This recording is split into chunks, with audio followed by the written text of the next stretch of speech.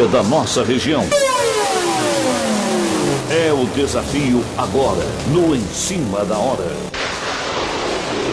Prestação de serviço pela cidadania e destaques do melhor que acontece em nossas cidades. Em Cima da Hora. Apresentação: Heraldo Santos. Bom dia, amigos. Bom dia, ouvintes, internautas, todos que nos ouvem aqui pela Rádio da Vila. Começando Em Cima da Hora desta sexta-feira, 11 de agosto. Presente aqui já no estúdio virtual da Rádio da Vila, o advogado Rui Eliseu. Bom dia, Rui. Bom dia, Heraldo. Bom dia, Marcelo Medrado. Bom dia, Gabrielzinho. Bom dia a todos os ouvintes da Rádio da Vila e do Em Cima da Hora. E aqui presente conosco o jornalista Marcelo Medrado. Muito bom dia, Marcelo. Bom dia, Rui. Bom dia, Heraldo. Doutor Heraldo e doutor Rui. Aqui muito bem acompanhado. Muito obrigado pelo convite. E bom dia aos ouvintes da Rádio da Vila. Muito bem. 11 de agosto hoje é um dia memorável. A data marca, né, a criação dos cursos jurídicos no Brasil, com duas faculdades. Uma em São Paulo, que depois se transformou, né, nas Arcadas lá, e outra em Recife. Rui Eliseu, dia de advogado. Sem advogado, não tem justiça. Esse é um slogan muito interessante que a OAB lançou há muitos anos, né? Pois é, Heraldo. Pois é, Marcelo. É um orgulho, eu falo isso de coração, ser advogado. É um orgulho ter essa caneta e poder fazer algo, né, para melhorar o mundo que você vive. É muito bom isso. Eu queria, né, parabéns a todas as advogadas e todos os advogados deste Brasil varonil.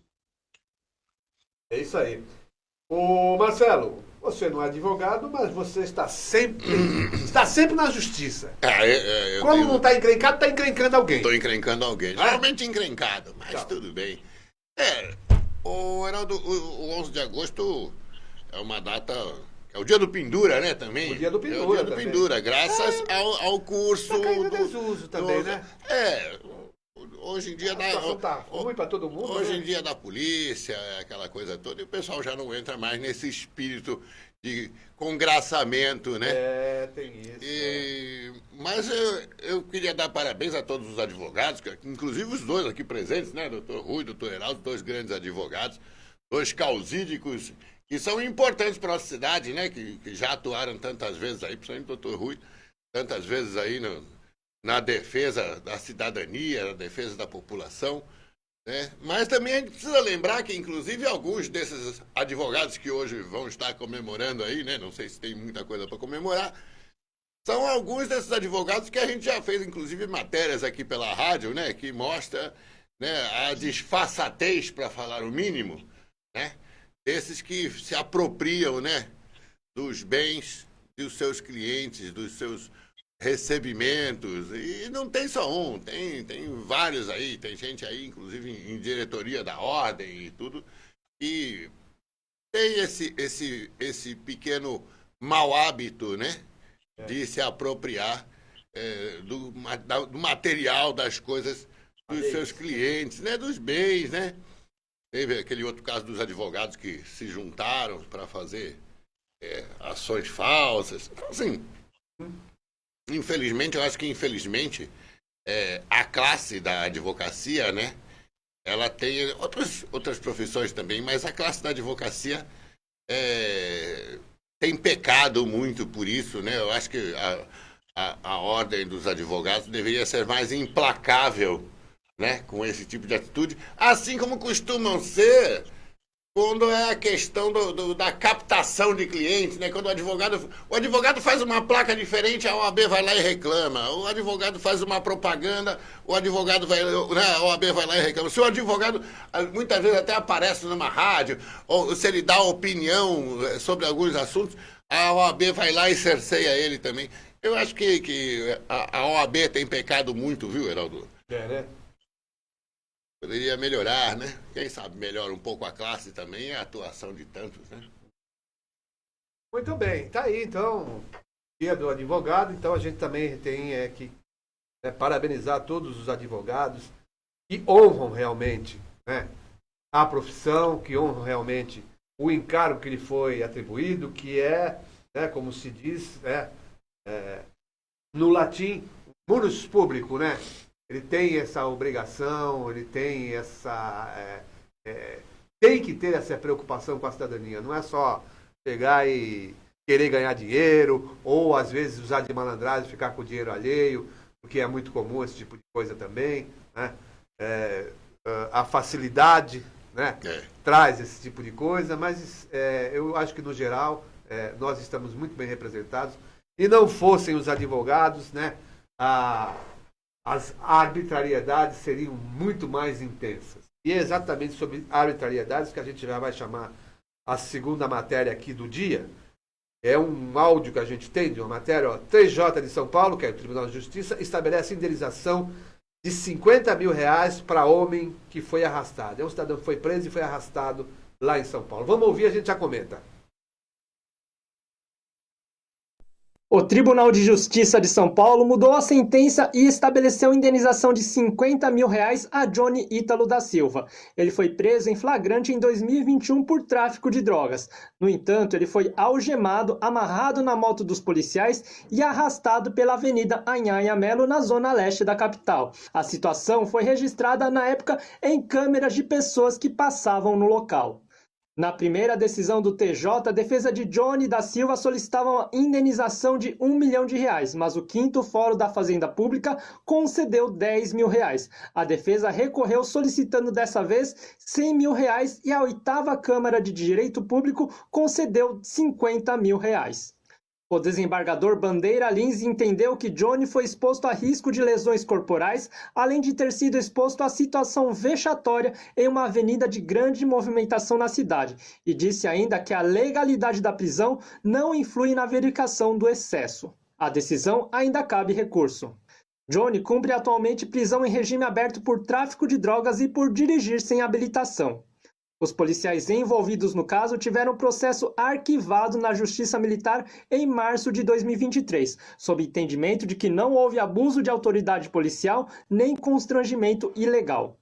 A partir desse episódio, a Educafro e o Centro Santo Dias de Direitos Humanos também entraram com uma ação civil pública contra o governo do estado, solicitando uma indenização de R$10 milhões a serem revertidas ao Fundo Social de Direitos Difusos do estado, além da implantação de ações antirracistas na Polícia Militar. Esse processo ainda não teve decisão da Justiça. Da Rádio Nacional em São Paulo, Nelson Lim. Bom, tá aí, meus amigos, Rui e Marcelo.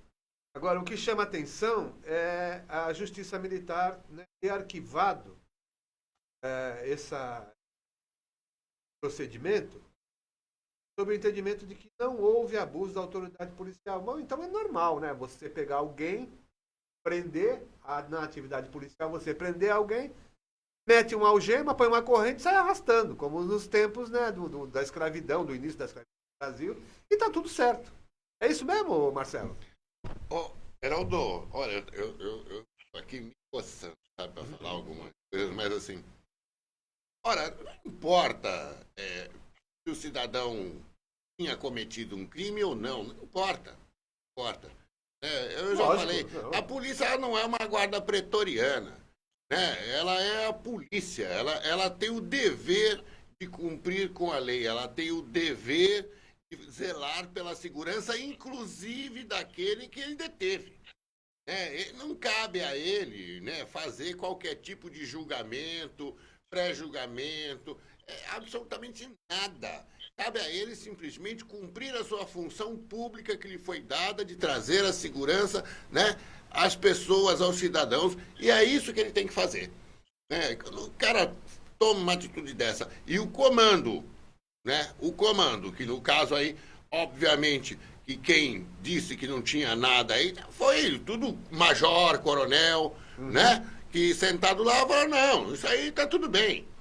A gente começa a pensar que essa instrução, né, de tudo isso que a gente vê, todas essas mazelas que a gente vê aí, né, sendo realizadas aí pela polícia em arbitrariedades, são induzidas pelo comando. São induzidas por eles. Ou seja, no final, sabe o que acontece? Nesse caso aí, vai terminar ainda sobrando. Porque depois de o Estado condenado, aí o Estado vem para cima do policial. Né? Ele é induzido, ele é orientado a fazer esse tipo de coisa.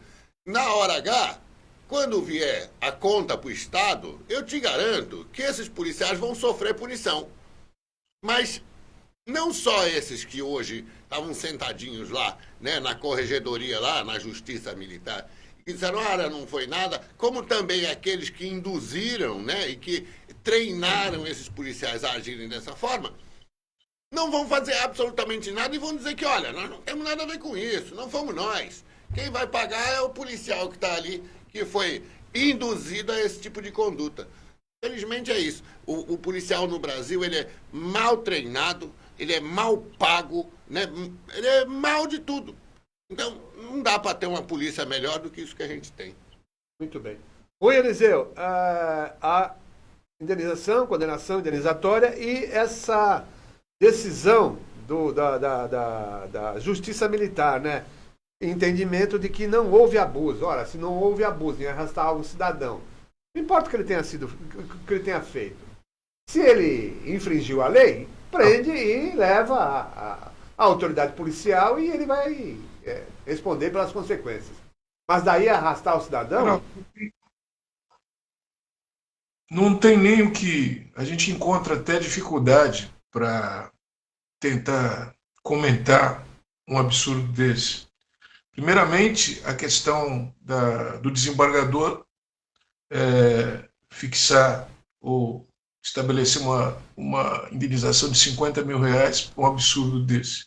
A gente fica imaginando se fosse um filho, um sobrinho desses desembargadores dessa Câmara que votou isso, né? Se fosse alguém próximo dele, se fosse uma pessoa, ainda que tivesse envolvida em um crime, mas fosse branca, de olhos claros, se eles iam estabelecer uma quantia ínfima dessa para um caso tão absurdo desse. Primeiro, né? Segundo, é uma tremenda canalice dos oficiais responsáveis por essa apuração interna da Polícia Militar em dizer que não aconteceu nada e que não houve excesso. Isso aí revela uma política de Estado que nós estamos vivendo em São Paulo. Uma política de Estado. Por que eu penso isso? Essa é a minha opinião. Porque não é esse caso, são vários casos, inclusive casos que eu estou atuando, em que existe uma gama de evidências nos autos, e quando se chega nessa apuração interna da Polícia Militar, pela Corregedoria, pela Justiça Militar, eles têm a pachorra de dizer ao final que não houve excesso, não houve arbitrariedade. E pior, eles sugerindo que a pessoa que entrou com a denúncia, no caso uma notícia de fato, por exemplo, o Ministério Público, ela seja indiciada, ou seja, representam criminalmente por denunciação caluniosa. É o caso de uma cliente minha que foi vilipendiada, que foi serviciada, e o inquérito policial, depois de ter câmeras, depois de ter imagens, depois de ter materialidade, laudo, a polícia dizia que aquilo não aconteceu. Ela ouviu 7 policiais militares, ela menciona que existiam transeuntes na hora dos fatos, ela menciona que existiam pessoas que estavam gritando para que as agressões parassem dos seus prédios e não teve a capacidade de arrolar uma só testemunha civil. É um inquérito policial militar que não serve para nada, imprestável, e não serve nem para limpar a pia do banheiro, para não falar outra coisa. Entendeu? Então a gente fica muito chateado, porque o caso da chacina do Guarujá, daquelas mortes, a maioria, as câmeras não veem as imagens para os autos. O Ministério Público está aguardando, Defensoria está aguardando, Ouvidoria está aguardando e a PM não mandou. Então, na minha opinião, tá, é uma política de Estado facínora, nefasta, desse governador Tarcísio de Freitas e do seu sabujo, o tal do Derrite. tá? Que jamais deveria ocupar uma pasta de segurança pública, porque não entende nada de segurança pública, né? Esse ex-oficial da Rota. É a minha opinião. Olha, posso só complementar? Claro. Você tocou no caso do Derrite. Eu acho que o Derrite aí não tem envergadura moral para estar ocupando um cargo de secretário, nem que fosse de abastecimento, quanto mais de segurança pública. Entende? Porque, olha, a gente sabe muito bem aí, quem não sabe vai saber agora, ele teve um sócio numa empresa aí, e o sócio dele foi acusado de pedofilia e foi condenado por pedofilia. Também era um policial militar. O Derrite, ele foi suspenso, ele foi expulso da Rota, tá? Por excesso de homicídios. Tá? Fora o que ele fez aí, ele tem uma história. Quando ele pegou lá uma guarnição que não era dele, entende? E foi fazer aí uma situação aí, fez errado, tudo errado, tá? E deixou toda a guarnição dele ser expulsa, ser presa, entende? Então ele não tem envergadura moral para ser de secretário de Segurança Pública, muito mais para comandar a Polícia Militar do Estado de São Paulo. É uma piada, né? Olha aí. Heraldo, Diga. Heraldo, deixa eu só complementar o que o Medrado acabou de falar. E ainda tem mais ainda. O chefe dele, o tal do governador Tarcísio, ainda em campanha, ele se envolveu numa coisa estranha que deve ser esclarecida e deve ser reventilada, que é a situação da morte que teve no comício dele lá no ABC. Né? E pessoas lá, seguranças dele, mataram uma pessoa e foi ali criado um evento forjado, parece uma troca de tiros, uma situação do tipo, para tentar referendar a morte dessa pessoa que está ainda deveria estar sendo esclarecido melhor e levado pela imprensa ao conhecimento público. Porque, inclusive, um jornalista que sofreu represália, né, porque se negou a entregar, parece, um material que tinha registrado a situação. Foi. Então, de repente, é governador, é secretário de Segurança Pública, gerindo a segurança do Estado nessas condições. É uma vergonha isso, é uma canalice tremenda. Muito bem.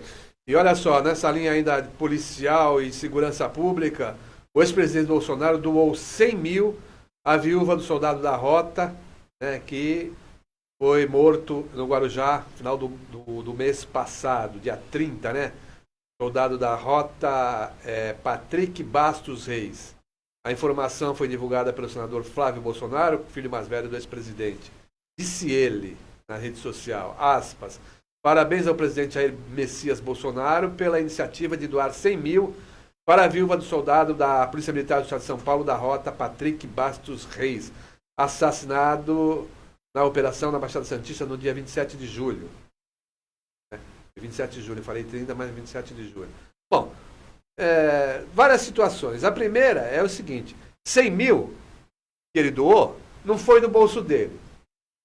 Foi daquela vaquinha... Foi de 17 milhões do Pix, 17 milhões. Exatamente, né? exatamente. Ele já tinha dado 55 para Michele. Ele já deu para Michele, ele já jogou no cavalo, comeu pastel, tomou caldo de cana. Ele está com dinheiro saindo caridade. Pagar as multas que é bom nada. Fazer caridade com o chapéu alheio é fácil pra caramba. Pagar as multas para o que Essa frase estava na minha cabeça, não.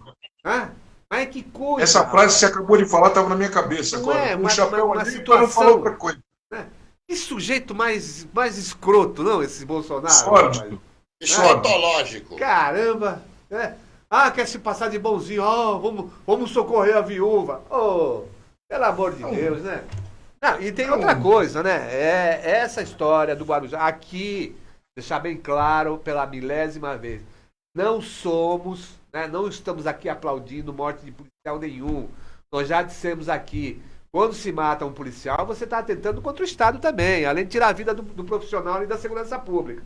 Mas daí, a fazer o que o governador mandou que fizesse no Guarujá, mais de 600 policiais invadindo casa, dando tapa, matando cachorro, matando gente, aí já é demais também. Né? Aí não dá para se aceitar esse tipo de coisa. Quer dizer, onde é que está a inteligência da polícia? Quem matou o policial? Ah, foram 2 ou 3, mas tem alguém que mandou? Tem alguma ação de crime organizado? Então vamos buscar esses caras, pô. Heraldo, olha, inclusive eu queria. Primeiro assim, tem umas coisas que precisam ser esclarecidas, né? E aí vocês que são advogados vão poder dizer o que vai acontecer doravante. Ora, primeiro, eles apontam que teve os 3 envolvidos ali. Tá bom. Baseado em que provas? Porque eu não sei que provas são essas. Eles não demonstraram prova de que esses são as pessoas que fizeram o disparo. Alegam que o disparo foi feito a 50 metros. Ah, falaram até do sniper, né? Agora aí cara. apareceu a polícia do Guarujá, achou lá num beco escondido debaixo de uma pedra a arma que era uma 9mm. Uma pistola velha. Uma pistola Taurus 9mm, né? Não vou nem dizer que a ranhura do projeto que foi retirado do soldado Reis não bate com uma pistola Taurus. A ranhura, para mim, que tem um pouquinho de conhecimento, parece com um disparo feito por uma Glock. Mas quem sou eu para falar, né? Vamos esperar a perícia vai falar sobre isso aí, se foi realmente dessa arma. Olha, preciso explicar que essa operação, né, se era uma questão de segurança pública, se é para acabar com o tráfico, se é para acabar... Eu queria que não só aí o secretário, mas o delegado, porque 140 e poucas pessoas foram presas porque estavam com pedido de mandato de prisão. Ótimo, é isso mesmo. Agora, preciso explicar que mandatos eram esses. Era mandato por prisão relativo ao tráfico ou era por pagamento de pensão? Que prisões foram essas? Quem são esses suspeitos? Como assim suspeito? Né? Porque um dos suspeitos que foram mortos trabalhava numa barraca de praia. Todo mundo conhecia o cara. Entende? Inclusive eu conversei com algumas pessoas que trabalham na prefeitura de Guarujá, pessoas em grau bem grande dentro da estrutura e que conhecem o rapaz. Sabem que o rapaz era trabalhador ali há muitos anos. Então, como é que eles vão explicar isso? Eu queria que mais uma informação. Eu queria que o delegado Sucupira me dissesse quantas máquinas de jogo do bicho foram apreendidas no Guarujá durante essa operação. Ou vai dizer para mim que jogo do bicho não é crime? Vai dizer para mim que o jogo do bicho no Guarujá, que nós já demonstramos isso aqui também, o jogo do bicho no Guarujá sustenta o tráfico. Nós já demonstramos isso aqui. Entende? Então, cara, tá acabando com o tráfico, mas não acabou com o jogo do bicho? Quantas máquinas foram apreendidas? Ah, não, as máquinas do jogo do bicho não podem apreender, né? Porque senão chega no dia 15 e já era. Como é que vai fazer? Ainda mais agora, chegando, daqui a pouco tem o Natal, tem uma castanha aí, é complicado, então não pode. Dia 15 está chegando. Dia 15 está aí, tá na porta aí, ó. 15h30. Fala, Rui. Inclusive, eu gostaria de retornar rapidamente ao Dia do Advogado para dizer o seguinte, 2 coisas, rapidamente. Primeiro que, como eu já falei, né, existem advogados canalhas, existem em todas as profissões, né? E na advocacia não é diferente. Mas a minha resignação com relação a essa triste coisa, chacina, o que a gente pode dizer, matança que aconteceu no Guarujá por conta da Polícia Militar, né? Uma represália, um revide, um acerto de contas, né? Que isso é inadmissível num país democrático como o Brasil, né? Não deveria ter. Mas a minha resignação com a Ordem dos Advogados do Brasil, uma crítica, principalmente com relação aos presidentes de subseções locais. Por que você está falando isso, Rui? Pelo seguinte, nós vimos, alguns dias antes desses acontecimentos tenebrosos do Guarujá, que os presidentes se reuniram junto com um deputado estadual, do deputado estadual Caio França, para tratar do assunto de redução das taxas judiciárias e tudo mais, como se isso fosse uma coisa, lógico, é importante, mas como se isso fosse tão relevante ao ponto de marcar essa reunião e ventilarem na imprensa. Sobre a situação das mortes no Guarujá pela Polícia Militar, eu não vi uma só comissão de direitos humanos Tá? Se houve lá do Guarujá, eu peço até minhas desculpas, mas eu não vi nenhuma manifestação, nenhuma nota de repúdio, nenhuma declaração pública desses presidentes contra o que aconteceu. A UAB, mais uma vez, se calou diante de um absurdo desses. E isso não é trabalho da advocacia. O trabalho da advocacia era denunciar, era se insurgir contra isso. E, bom, existem muitos advogados que fazem isso solitários, né, de uma forma quase que paladina. Mas, enfim, são esses que salvam o nome da advocacia. Mas, com relação ao AB, eu quero... pensam em tanta coisa, pensam em festa, pensam em coisas totalmente supérfluas, mas não fazem o que a advocacia numa cidade deveria fazer. Então aqui eu coloco aqui minha resignação contra isso. Rui, mas o pessoal das prerrogativas dos direitos humanos lá da Seccional de São Paulo, o grupo deles esteve reunido aí com... Não, Seccional São Paulo, irmão. Eu falei subseções que estão aqui, ó. O crime está acontecendo aqui. Nada. Sabe? Por que serve, Geraldo? Eu não sei. Não estou falando. Quero aqui até mandar um abraço para a doutora Patrícia Vanzolini, mulher, presidenta da UAB de São Paulo, seccional de São Paulo, mas não é da seccional que eu estou falando das UABs locais. Me parece que é um medo. Será? Outra coisa. Ou não gosta não gosta de contrapor com quem pode amanhã estar tomando um uísque numa festinha. Tem uma particularidade. A polícia que fez isso não é a polícia daqui. Não. Eu até acredito que a polícia daqui está meio até preocupada. Claro. Porque a reação depois vai ser contra a polícia daqui. O policiamento de área. Porque é tudo polícia. No entendimento do povo é tudo polícia. Mas é o pessoal que veio de fora, não tem compromisso nenhum, não conhece a região, então chega atirando e sai atirando. Né? Aí você pega aí os nossos representantes da ordem, eu não vou mexer com a polícia, eu não vou mexer com o delegado, eu não quero me dispor com o fulano. Pelo amor de Deus. Então vou vender banana, abandone a advocacia. Eu também acho, concordo, Rui. Eu chamo de bananeiros esse pessoal. É brincadeira. Eu lembro de uma situação que eu enfrentei lá no fórum de Praia Grande uma vez, e era uma manhã, sexta-feira, e eu fui assim à vontade para ver os processos e tal, não tinha ninguém na portaria, entrei, fui lá, já estou verificando os processos, antigamente muitos processos físicos na época, né? E aí veio um rapaz lá e falou, você tinha que ter se identificado. Eu falei, amigo, eu já passei por lá, tá todo mundo entrando e saindo. Aí chamou a PM lá, e a PM queria que eu não vou me identificar coisa nenhuma, já me identifiquei aqui, rapaz, não vou. Aí vamos pra delegacia, vamos. Aí chegando lá, a delegada, o senhor tá não sei o quê. Eu falei, opa, devagar aí, doutora. Não é assim não. Não é porque o cidadão aí é servidor da justiça que ele é melhor ou maior do que eu e do que a senhora.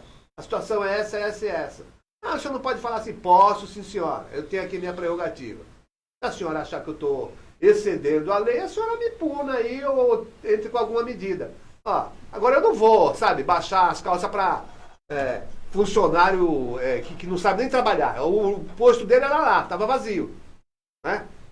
Então, esse tipo de coisa. Olha, advogado que não quer se indispor com delegado, né, e jornalista que faz matéria sem dar nome, desculpa, hein? Muda de profissão. Também acho. Muda de profissão. Se você não tem coragem, né, para isso, é melhor você mudar de profissão. Como disse o Rui, vá vender banana, monta uma lojinha de secos e molhados e não fica perturbando os outros aí, atrapalhando a passagem.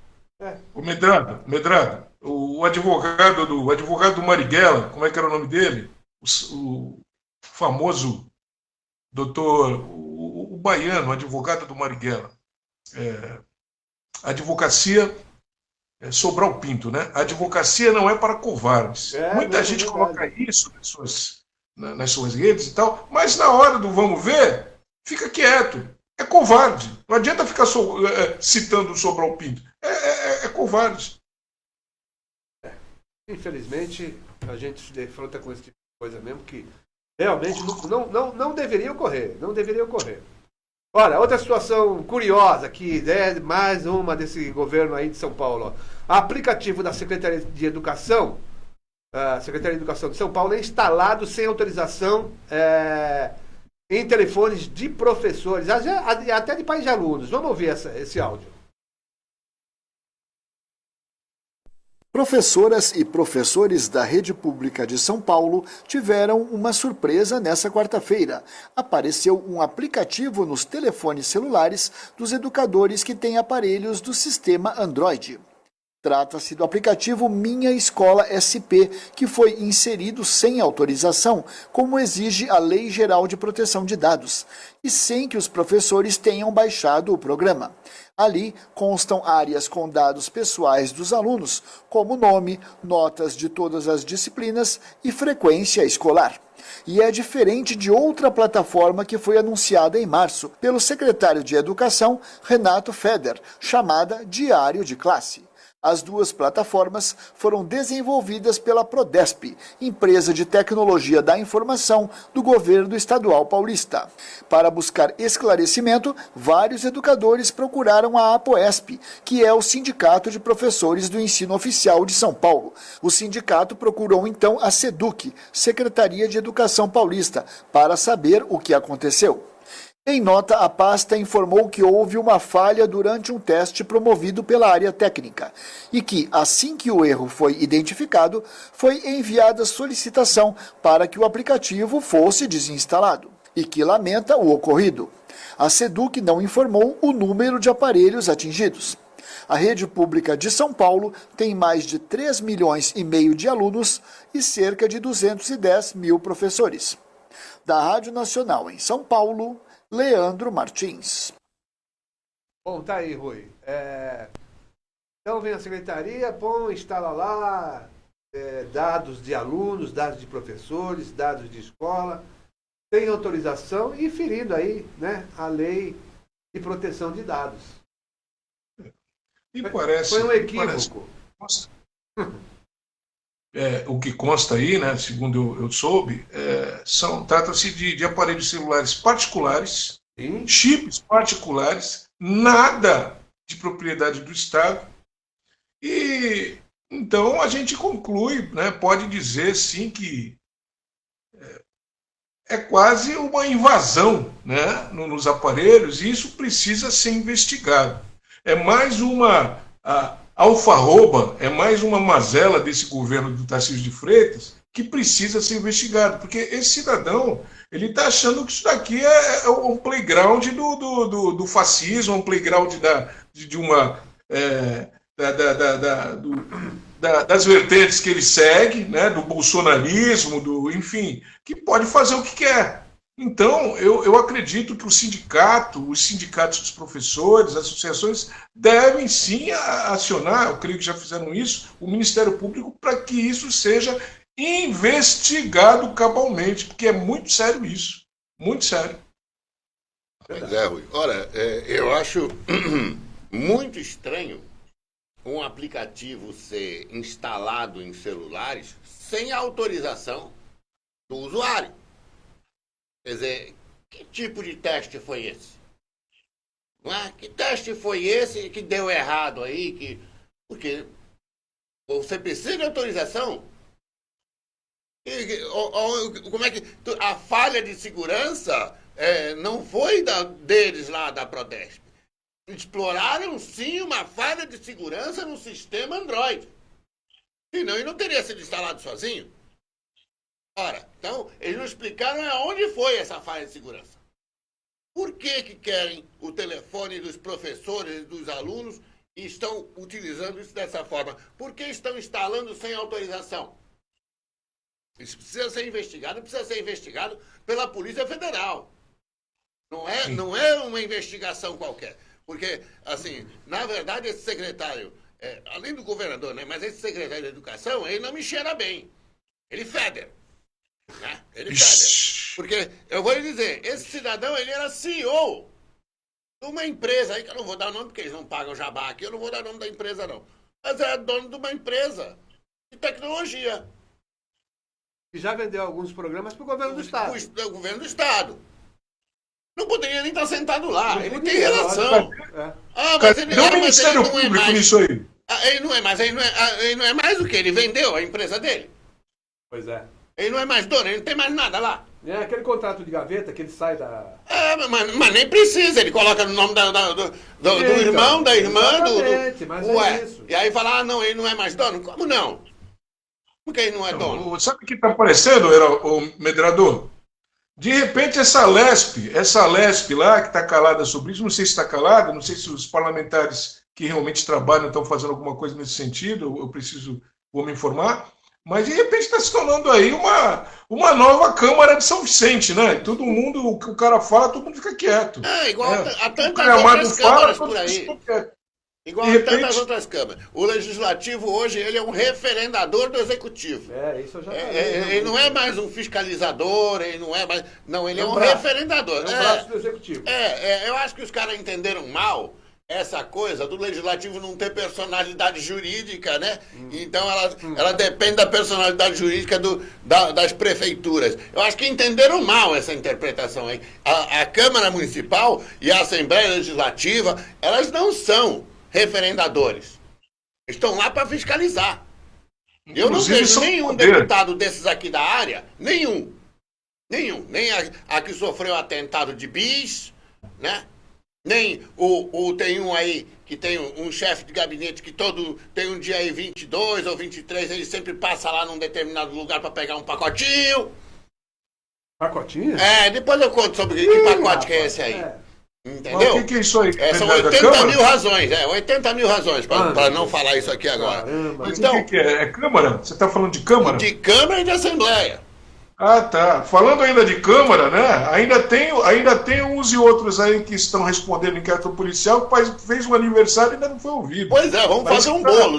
Nós fizemos essa denúncia aqui. Sim. Eu soube que o doutor foi lá e representou. Isso está parado lá em cima da mesa do delegado. A rachadinha. Está parado lá. Um rachadinho. Um rachador. O cidadão nunca nem foi ouvido. Parece que o delegado tá muito ocupado procurando o gato de luz nas bocas de favela.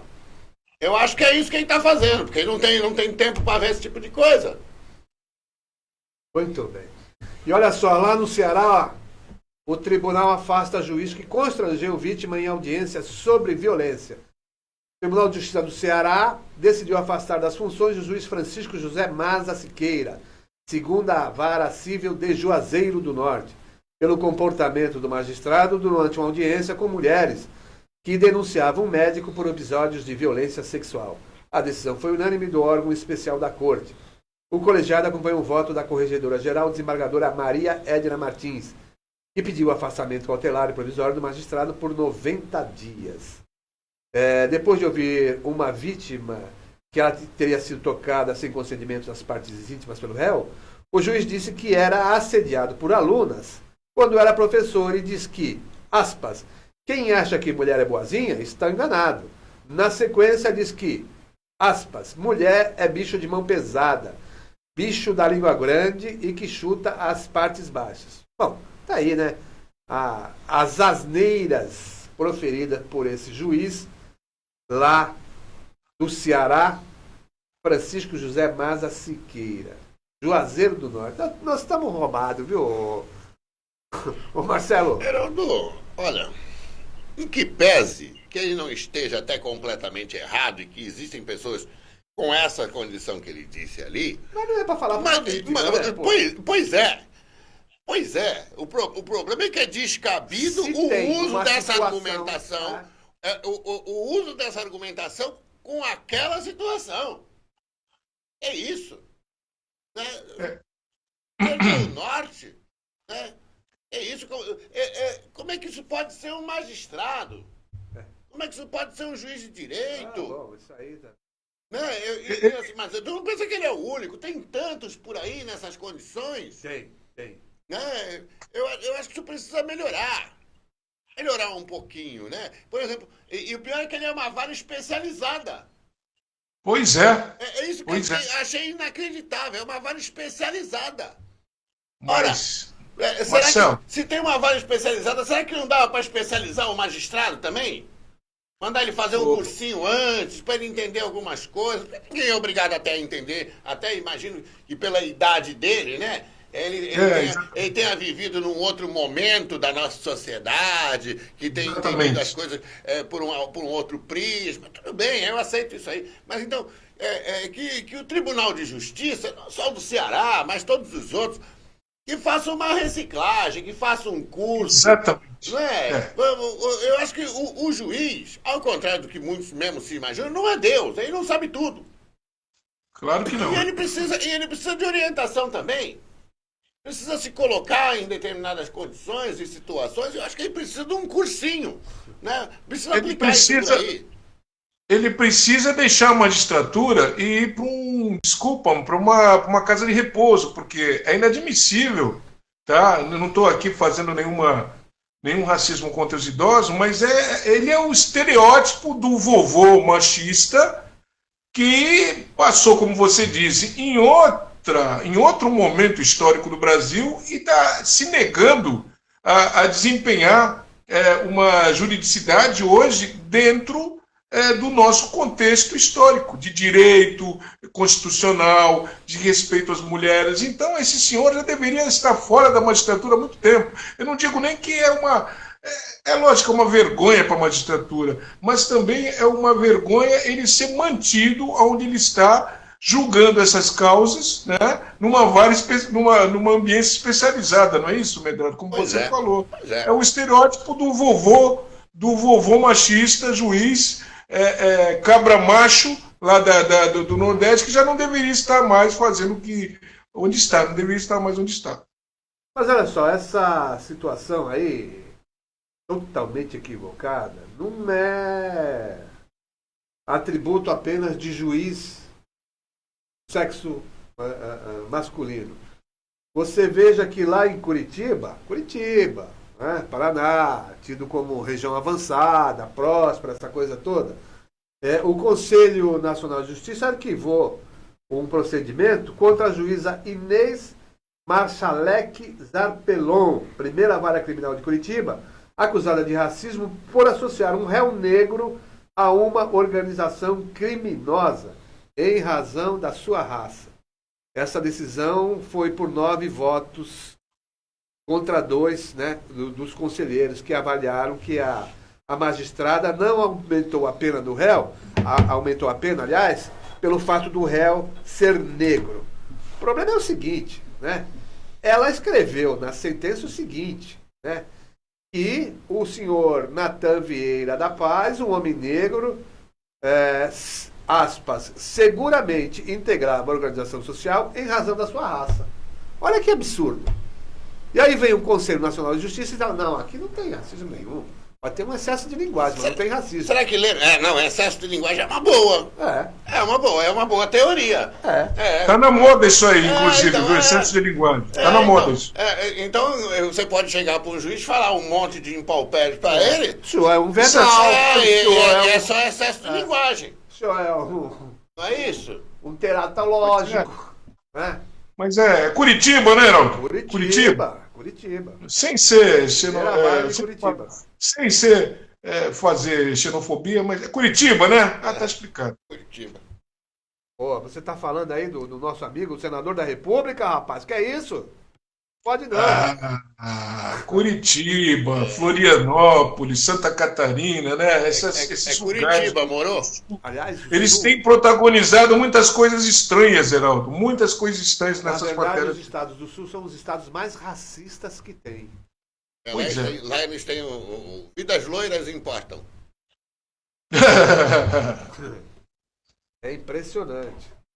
Então, é isso, né? É juiz aqui, é juiz do norte, é juiz de lá, e fica por isso mesmo. Né? Essa situação toda, lamentável, viu? Mas ontem, aliás, anteontem, né, foi a primeira manifestação lá do ministro, hoje ministro, né, Zanin, né, Cristiano Zanin, né, que apreciou lá e deu seu voto sobre, apoiando, né, a figura do juiz de garantias.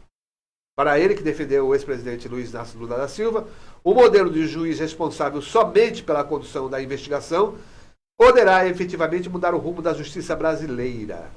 Disse ele, aspas, ao garantir a possibilidade de julgamentos imparciais e independentes, permite-se que o sistema penal seja potencialmente mais justo. A imparcialidade do juiz é o princípio supremo do processo penal, imprescindível para a aplicação de garantias, ressaltou.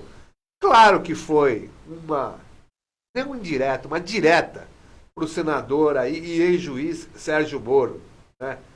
Aquele que tinha entrada a qualquer momento na Globo, né? Aquele que manipulava a prova, aquele que elegia quem era o procurador ou o promotor que podia participar da audiência, aquele que fazia tudo, né? Então, deu no que deu.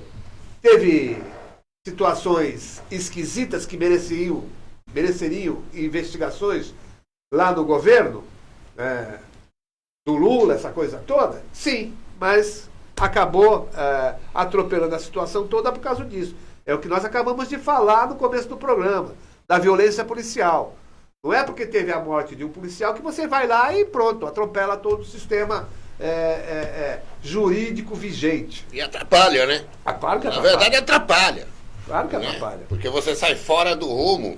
É a mesma coisa, eu não vou defender nada, não. A gente sabe que a história do Petrolão, do Mensalão, a gente sabe que tem muita história e muita coisa que realmente tinha que ser investigada. E realmente muita gente tinha que ir pra cadeia mesmo, ou estar nela ainda. Mas o afoito, o afoito fez todas essas atrapalhadas. Não sei se às vezes intencional, né? Com essa pretensão toda, nessa coisa talvez da impunidade, né? Talvez essa questão da impunidade, que eu posso fazer o que eu quiser. É um absurdo, Heraldo. Juiz não tem que investigar. Promotor não tem que investigar. Não. Ora, tem que investigar a polícia tem que e o investigar a Ministério polícia. Público lá pedir aqui, dar uma cota pra cá, uma cota pra lá. Mas não é o juiz que liga pro promotor. Não. Traz fulano de tal, vai buscar não sei quem. E também não cabe ao promotor investigar. Como é que ele pode... Ele vai investigar e vai acusar, ele vai fazer tudo. Ora, cabe à polícia. Tem que ter uma polícia especializada para isso, né? Para você fazer... Aliás, eu sou a favor, inclusive, que a polícia ela deveria estar fora do comando do executivo. Ela deveria estar comandada pelo judiciário, com autonomia. E com autonomia. Aí nós veríamos uma polícia de verdade, né? Uma polícia que não tomaria determinadas atitudes, né? Nem para beneficiar e nem para prejudicar, como a gente viu aí, né?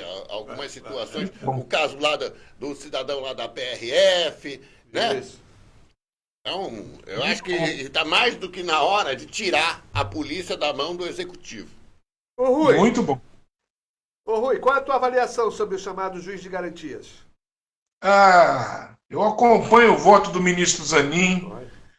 O juiz de garantias, o próprio nome já diz, é uma implementação que já deveria ter ocorrido no processo penal acusatório há muito tempo, para evitar esses desmandos, esse punitivismo e essa injustiça. Porque quando a gente fala punitivismo, mas tem que punir dentro da lei e sem imparcialidade. E o juiz contaminado pelo processo, pelos acontecimentos iniciais, ele não tem uma condição de julgar, tá? Sem estar contaminado pelo aquilo que ele já leu. Então ele tem que ter imparcialidade. E o juiz das garantias, como o nome já diz, ele proporciona uma melhor resposta da justiça aos casos. Cada caso em concreto. Então, o juiz das garantias, eu espero que isso vingue. Eu espero que isso vingue a despeito do que pensam os inimigos da democracia e os inimigos também do direito. A gente precisa lembrar, às vezes, fugindo um pouquinho da questão política, né? Porque às vezes a pessoa acha assim, mas você está falando isso por causa do Moro. Não. Eu lembro de uma situação onde realmente havia... Mas o juiz determinou a prisão do casal Nardoni devido ao forte clamor popular. Porque o juiz determina a prisão, o forte calor popular, né? O clamor popular. Ora, então Então a população, a gente tem que lembrar que a população também pediu que condenassem Jesus e soltassem Barrabás.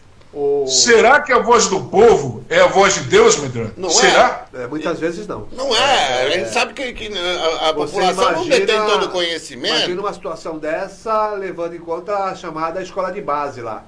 Né? Não é? Então, se tivéssemos aí a pena de morte, mata os caras. Né? Porque o povo tá falando e não sei quem mais falou e tal. Aí, né? A população, o clamor popular matou gente linchada aqui no Guarujá pela segunda vez. Houve uma ação maldosa de alguém que queria prejudicar aquele pessoal e houve, por exemplo, assim, uma irresponsabilidade que não tem tamanho da imprensa, que vai lá e compra essa história. A euforia. Né? A euforia de ser o primeiro. Chegar primeiro. É muito comum. Inclusive, eu até gostaria de perguntar a vocês que são jornalistas, que têm muito mais informação, sobre aquela enquete que o G1 fez aqui na região, sobre o uso de câmeras pela polícia. Uma coisa que já está tão explicada, tão manifesta, que chega a ser mau caratismo a pessoa desejar que o policial militar não tenha a câmera no peito para trazer a verdade para os autos, a verdade da ocorrência. Então, a última vez que eu vi, estava ganhando a votação contra o uso de câmeras. Vê se pode. Tudo bem que poderia votar várias vezes, mais de uma vez. Aí não tem... Mas não me estranha, isso não me causa estranheza. Né? Porque é justamente isso. A população não tem esse conhecimento, ela vai na onda. Então, eles acreditam, eu vejo por aí as pessoas aplaudindo, tem que matar. Mas peraí, você nem sabe quem é a pessoa. Você não sabe o que aconteceu. Mas como é que você faz uma Até que eu mate o filho de um, né? Notícias fofinhas. Notícias fofinhas como é que assim. você faz uma enquete que você pode votar 10, 15 vezes? Pô. Notícias fofinhas.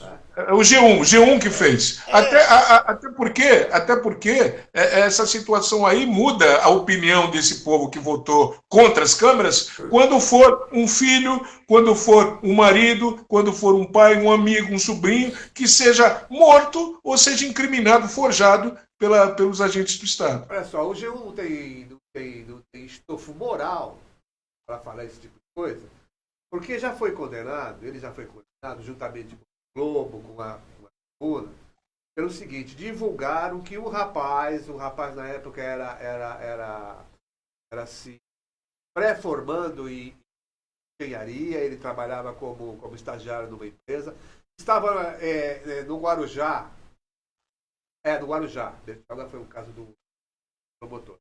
Estava no Guarujá, colegas foram vítimas de assalto.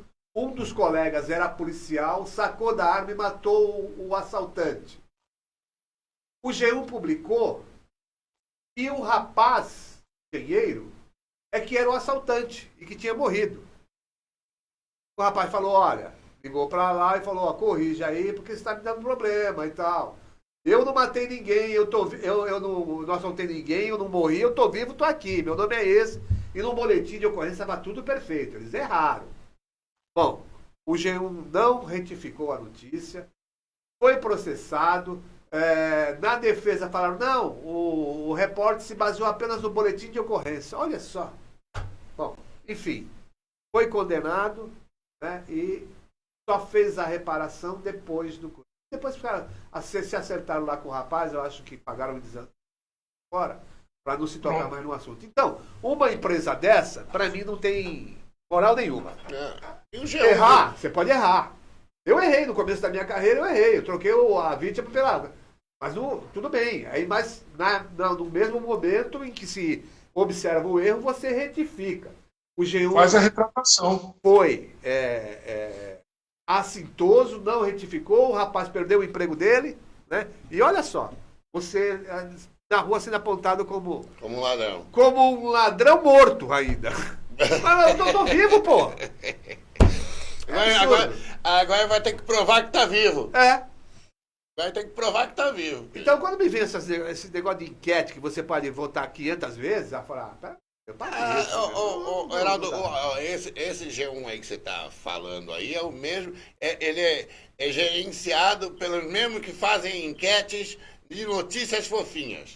Né? O que você quer assistir aqui no nosso telejornal? Notícias fofinhas? Notícias fofinhas. Falar em notícia fofinha, desculpa, gente, eu não posso deixar de falar. Falar em notícia fofinha, e essa pesquisa que está rolando aí em São Vicente, de quem está na frente para. Né? Que coisa estranha, né? Notícia fofinha. Notícia fofinha. Notícia fofinha. Aliás, eu não sei nem por que estão fazendo enquete falta 2 anos para a eleição. Já estão fazendo enquete, já. Isso para mim é pré-campanha. Sim. E fora do tempo, né? Porque não tem legenda ainda, não há data ainda, né? Para que haja as assembleias partidárias, né? As convenções para que se possa determinar os candidatos. Então isso para mim é tudo irregular.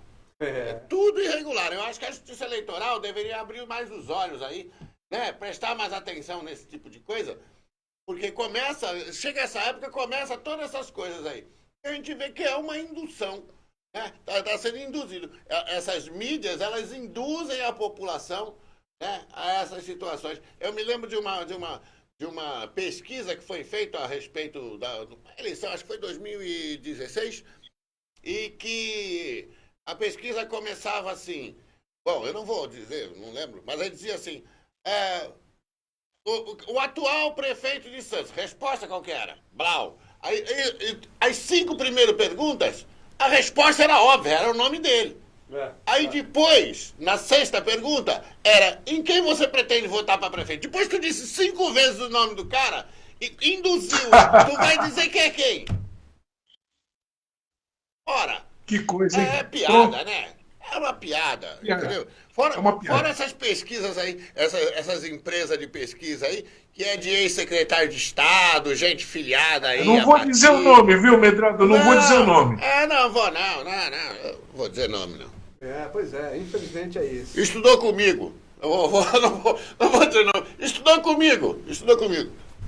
Bom, olha, domingo é o Dia dos Pais e a Rede Bom Prato, o restaurante popular, tá com um cardápio especial hoje, viu, Medrado? É hoje? Mas hoje. não é no domingo? Não, no domingo não abre. Mas tinha que abrir, é Dia dos Pais. Antecipa. Não, tinha que abrir no domingo, pro Dia dos Pais. Antecipa e o pessoal já vai comemorar hoje, comemora amanhã e comemora no domingo. Não, no domingo não comemora, não tem que comer. Não. O que vai ter de comida? Qual que é o rango lá? Cada unidade vai ter um cardápio especial. Olha. Eu sei que lá no mercado é sobrecoxa, e tem uma sobremesa especial lá e vai ser bacana. Opa! Heraldo, eu posso falar rapidamente? Então, isso no Bom Prato, né? Mas então, o Bom Prato de São Vicente, que foi fechado pelo Caio Amado, referendado pelo vereador Igor Ferreira. O volante. E disse que foi e tal. Então, o pessoal que está sem o Bom Prato do centro de São Vicente devia ir almoçar, então, todos, na casa do Caio Amado, na casa da Solange Freitas e na casa do Igor Ferreira, vereador. Porque eles foram. O Igor tem restaurante, não tem a família? Olha, se for em Santos, não precisa ir na casa, não. Pode ir na padaria e manda a conta para a secretária lá, de assistência social. É isso? Pode mandar para ela, na padaria é por conta dela. Mas eu tá sim. Não, mas eu tô falando, se for em Santos, pode vir lá.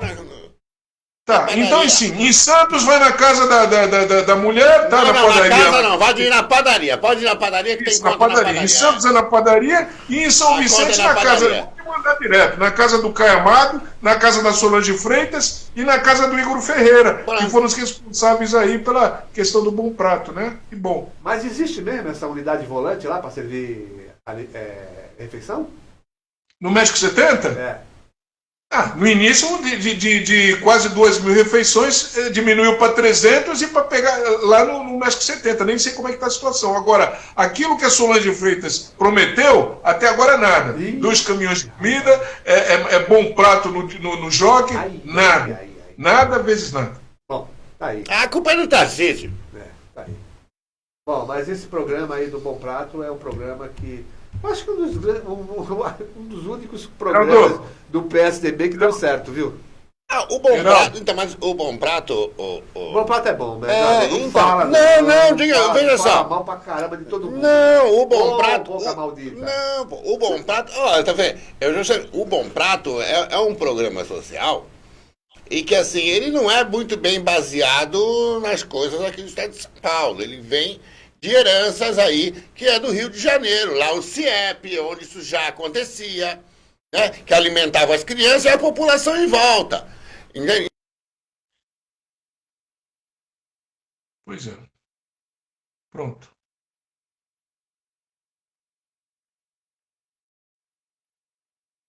Tá sem áudio, Medrado, tá sem áudio.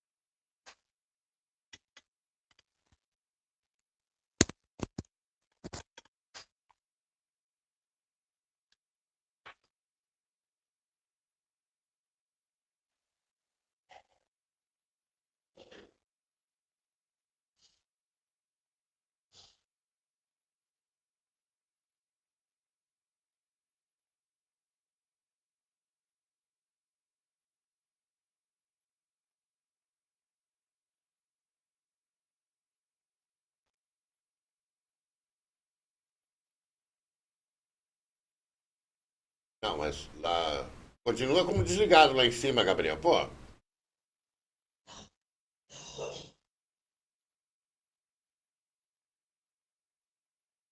Agora foi. Agora voltamos. Então, eu meio que perdi. Mas é o seguinte, não, eu ia mandar um aviso, já que começou essa época aí de pré-campanha, todo mundo é candidato, vai virar todo mundo humilde. Ó, pelo amor de Deus, não vão no Bom Prato para ficar lá, pegar o prato lá, que vocês não comem lá. Não, o cidadão que é candidato vai lá no Bom Prato, que ele pega aquele Bom Prato para tirar a fotinha e pagar de humilde, entendeu? Não vai, porque você está tirando a refeição de alguém. As refeições ali são contadas, tá? Então, pelo amor de Deus, faz assim, ó. Vai lá, tira a foto dos outros comendo. Fica à vontade. Mas você ir lá, que não frequenta Bom Prato, que não precisa do dinheiro, né? Não precisa, tem dinheiro, mas para não comer no Bom Prato. Quebra esse galho para nós. Não tira a refeição dos outros. Por favor. Por favor. Por favor. E não esquece de mandar o pessoal para casa do Camado e da Solange Freitas e do Igor Ferreira, tá? Tá. O pessoal do São Vicente. Bom, de qualquer maneira, quem for no Bom Prato hoje vai...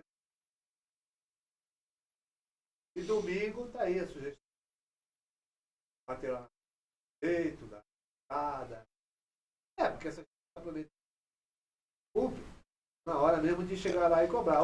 Aqui em Santos pode ir na padaria e botar lá na conta da secretária, porque ela diz que não precisa dar nada, que não tem que dar comida, não tem que dar esmola, não tem que dar nada. Então, pode ir na padaria e botar na conta dela, que depois ela passa lá e paga um dia, quem sabe. Pronto. É isso então, minha gente. 9 horas e 13 minutos. A gente vai encerrando aqui, desejando um excelente final de semana para todos. Um Dia dos Pais maravilhoso para todo mundo aí, com as suas famílias.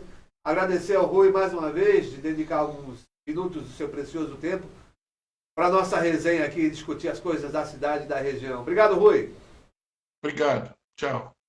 E o Marcelo também, sempre atento aí conosco a discutir as coisas da cidade e da nossa região, principalmente. Muito obrigado, Heraldo. Obrigado, Rui. Obrigado a todos que ficaram aí aguentando as nossas bobagens aqui, né? E hoje é sexta-feira, graças a Deus. Opa, é isso aí. Vamos lá. Já dizia Chico Pinheiro. Um abraço, gente. Até segunda.